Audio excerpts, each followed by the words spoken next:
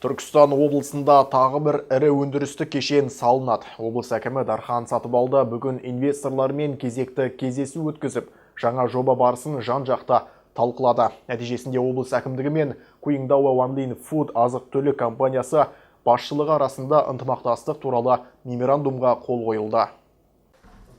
Келісім аясында көкөніс базасы Түркістан облысындағы индустриалды аймақта орналасады. Онда көкөніс кептіретін, яғни пияз және сарымсақтан өнім түрлері мен биологиялық белсенді қоспалар және мал азығын шығаратын өндірістік кешеннің құрылысы жоспарланған. Жоба құны $30 миллион құрайды. Дегидірленген көкөніс зауыты бар заманауи кешен құрылысының бірінші кезеңінде 50 мың тонна дайын өнім өндіріледі.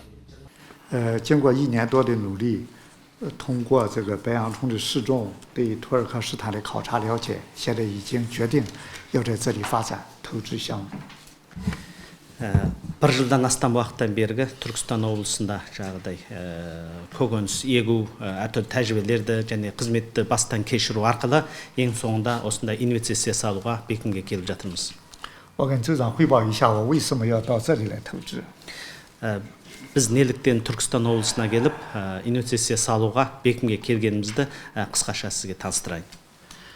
金骆驼公司的杨杰董事长是我中国的好朋友，他在这里的8年，他的成功证明了土尔克斯坦这个环境好，他也动员我介绍我到这里来投资，这是第一个原因。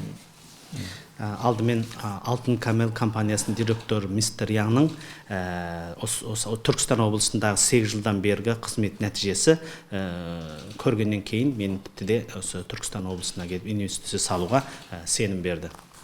Жаңа өндіріс орнының іске қосылуы өңір халқының әл-ауқатын жақсарта түспек. Ең бастысы жаңа жұмыс орындары ашылады. Облыс әкімі Дархан Сатыбалды жаңа жобаның сәтті жүзеге асуына тілектестік білдіріп, инвесторларға мемлекет тарапынан жан-жақты қолдау көрсетілетінін айтты.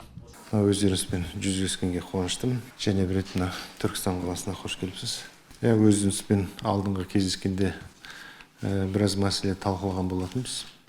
Одан кейін де мен әріптестерім сіздің жоспарларыңыз туралы, кездесулеріңіз туралы баяндап отырды.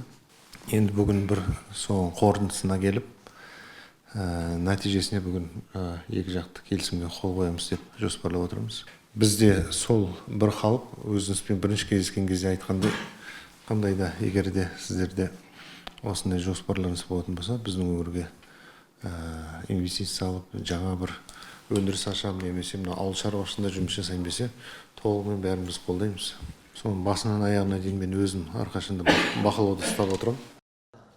Wanlin Group 1991 жылы құрылған. Компания қарттарға күтім жасау және азық-түлік өндірісі секілді екі негізгі бағытта жұмыс істейді. Компания Nestle, Unilever, Kerry және тағы басқа ірі серіктестермен жұмыс істейді.